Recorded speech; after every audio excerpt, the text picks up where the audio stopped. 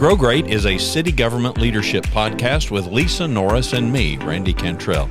Each week we share insights, experiences, and wisdom to help you and your leadership grow great. Our website is growgreat.com. So I got a really nice email from a listener. I think it was after Christmas, Randy, if I recall. I forwarded it to you, and just unexpected. And I just want to say thank you to our listeners, because this is what it's about. But it essentially came from somebody at the city of Grand Prairie. Didn't even know they were a listener. They're like a field. They're in the field kind of service industry, and just kind of expressed appreciation for sharing insight, for encouraging them. They had listened to our Project U podcast that we had recorded, and they had enrolled in, decided to, why wait? I'm just going to enroll in school. And I thought it was such a nice testament, not to promote us, Randy, not to gloat to our listeners today, but to say thank you, because you and I were not about the numbers. We don't care if we get 5 listeners or 1,000 listeners. And we just wanted to make an impact. And I'm so thankful that those that share those nice comments, we get them occasionally, that share such nice stories of, hey, you made a difference for me today. And that's all we hope to do through insight and wisdom. We're certainly not experts. We're not podcasters looking to make money. Tap the brakes. Okay, well, you're an expert. No. Well, we've got some expertise. More importantly, maybe we've got experience. Experience and wisdom is what I think we lean on the most, of what we've gone through and what has worked for us in our leadership journey. But again, it was so nice to hear that. And as we talked about Project U and setting goals and making decisions, it's a good time today for us. It's, we're at January 6th. We're in the first week of the new year. And as we've expressed it over time, it is a time to set goals that many people do as a New Year's resolution. But I encourage you not to make it just a New Year's resolution, just continuing on the Project U. Make a decision. We came across a quote by Zig Ziglar that says, we cannot build our lives around what might happen tomorrow, which means it has to be intentional. You need to have intention. And today, you need to do it today, and you need to figure out, where do I want to go and how am I going to get there? What steps am I going to take? And following up on Project U, it has to be intentional. Make a decision and keep moving towards that decision. You don't have to do it all today. You don't have to do it all tomorrow, and you don't have to achieve it next week.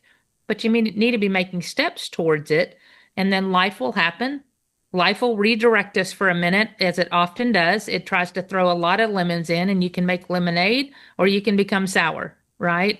You have kind of 2 choices in this life, and you just have to keep kind of moving forward. But know where you're going and continue working towards that, because that's all you can do to become a better you. And is all you're in charge of. You aren't in charge of anybody else. You cannot predict life and what it's going to lead for us today or tomorrow, and where it's going to take us, but you can make intentional steps to achieve what you're hoping to, one step at a time. Well, I often use you as an example in a good way. So here's Lisa, a long-time seasoned HR professional, been a director there in Grand Prairie for years and years and years as the HR director, and has aspirations to,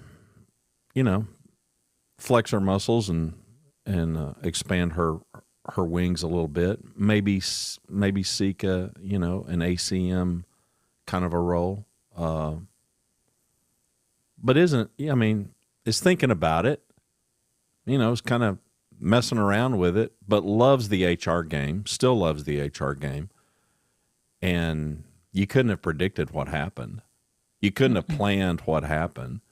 So she gets tapped on the shoulder to become this managing director, this new role in Grand Prairie, along with another peer, Walter, and here we are. And she's been spearheading this Workday project, which is a massive undertaking, has been exposed to all kinds of things that she would have just never been exposed to, just in her previous role, you couldn't have architected that. You just couldn't have architected that. It just, the way it comes and the way that you prepare yourself really matters. Rhonda and I just celebrated our 48th wedding anniversary. We started dating when we were 18, and I was telling some friends at lunch just the other day, I said, if 18-year-old me, you would have shown me some crystal ball and said, okay, in 50 years, you're going to be 68, and this is where you're going to be, I think I'd have said, I'm in. I'll take that. Yeah. In 50 years, so much has happened that most of which I probably can't remember, but a lot of things that you just, who knows? Well, it's so interesting because and each day brings new ideas. And so yesterday, as Don and I were talking, we try to call each other each day, typically I call him during lunch or when I have a few spare minutes in between meetings because he's retired and I'm working. But we've got the home in Oklahoma, recreational home right now, where we hunt and fish. And we pretty much go up there most weekends if we can.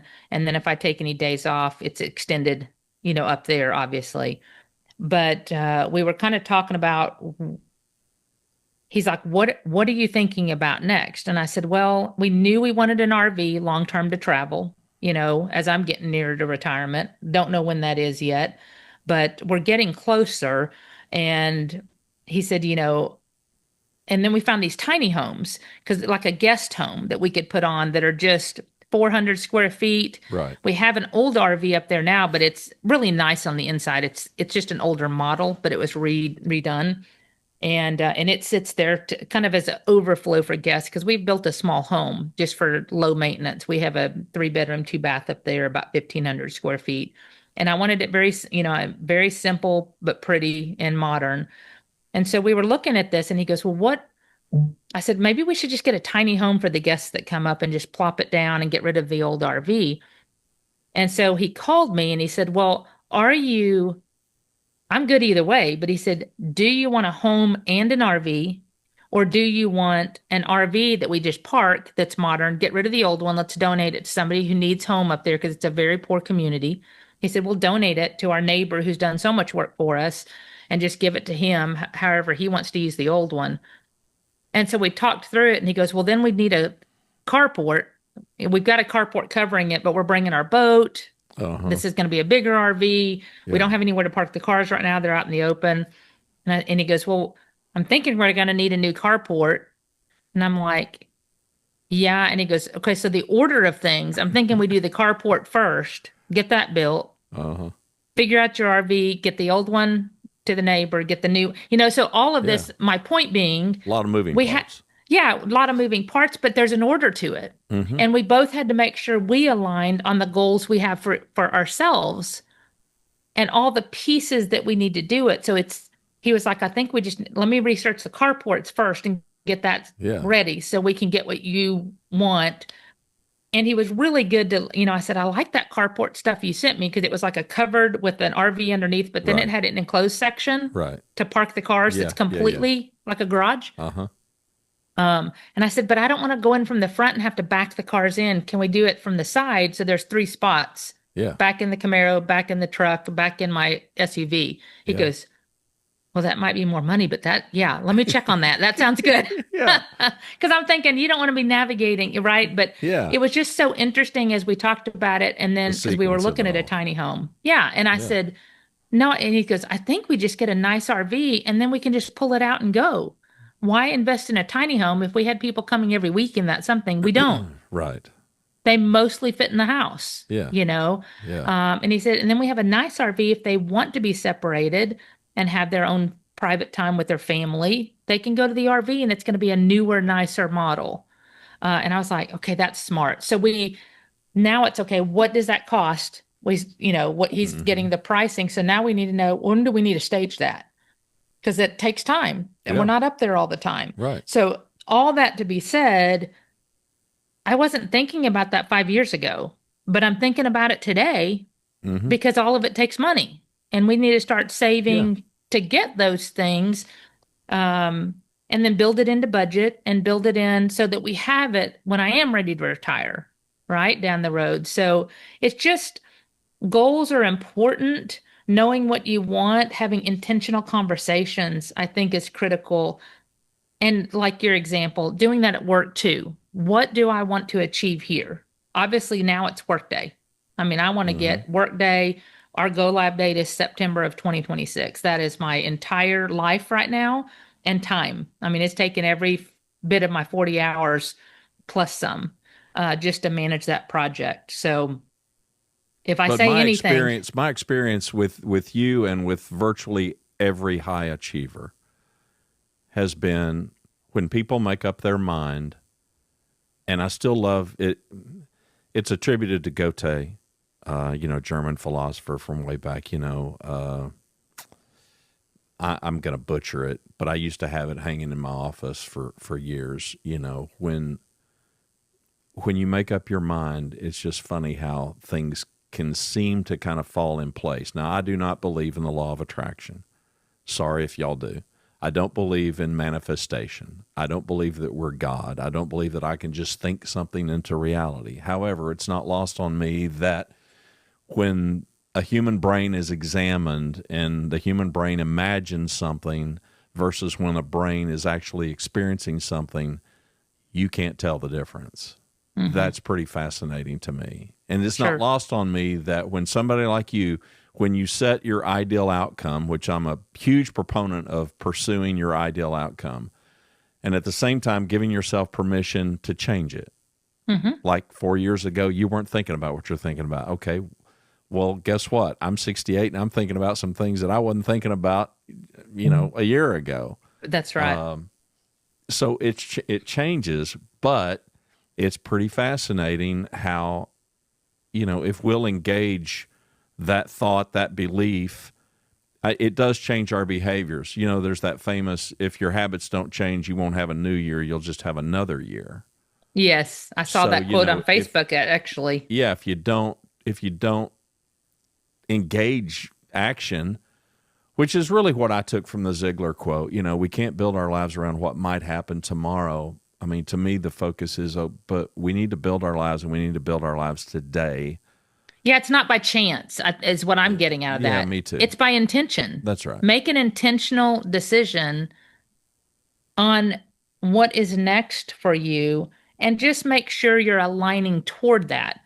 Again, with the point being, it's not about what might happen, which leaves it to chance. It's about what am I going to work toward to make it happen if it's that important to you. If it's not that important to you, then you're not going to put in the effort, Right. right? Yeah. It's working towards something that matters. And I was talking to a friend of mine just in the last week or so, and I remember as I was talking to her, I was going over ideas, and she goes, "What are you waiting for?" And it was such a simple question. I went, "Well, I don't know. I don't Yeah. know what I'm waiting." She goes, "Well, just do it." And I'm like, "Okay, okay, okay." But it sometimes takes, like I had a lot of ideas going, and she's Right. like, "What are you waiting for?" I'm like, "Well, I don't know. I didn't feel like making a decision Yeah. right now." Yeah. So, it's those, you need people like you, Randy. You need people like my husband going, "Well, what are we going to do about it?" Like, as soon as I mentioned an idea, he went and investigated it right then. I mean, he said, "Okay, this is what it Hmm. means. This is what we currently have. This is what we need: more coverage. We need more X. We need more Y. We need more Z. Let me go figure out what the price is, because we know we want a fence like this. I want a beautiful, not normal fence. Hmm. I want this wire and wood so I can see the pond, not a Yeah. blocked in like a community fence would be, like an 8 foot straight Yeah. cedar. I want to Right. see through. Well, that's going to take time and effort. And I said, we just need to start building one panel at a time. Yeah. I don't care if it takes us 6 months. I just don't want to be doing it from May to August when it's Right. 110 outside, Right. you Right. know? So it's just all those things of planning. And for our listeners, to the point of my friend telling me, "What are you waiting for?" Go take the first step towards whatever it is that you are trying to achieve. Make a point of it. Be intentional. and go for it. Just do it. It's that simple.